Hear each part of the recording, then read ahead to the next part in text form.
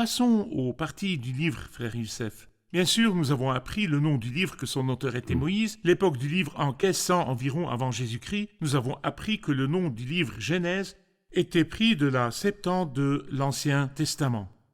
Les parties du livre, comment pouvons-nous le diviser pour comprendre les dimensions de ce livre? Alors il est d'abord divisé en deux parties qui ne sont pas égales dans le temps.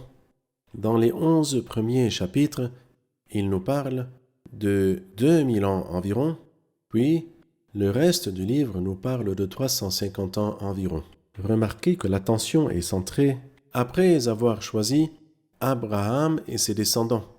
L'attention est ici, mais la période qui a précédé le déluge est mentionnée dans un très court laps de temps et avec très peu de mots. Exactement. C'est-à-dire 2000 ans environ se déroulent sur 11 chapitres, mais environ 350 ans, 39 chapitres, 40 chapitres, comme si Dieu disait ma relation avec les gens est plus importante que la création qui a été mentionnée dans quelques chapitres. C'est vrai. Les parties que vous avez mentionnées, nous allons les voir ensemble et vous nous indiquerez les événements qui caractérisent la première partie et les personnages qui caractérisent la deuxième partie. Nous allons les voir ensemble sur l'écran.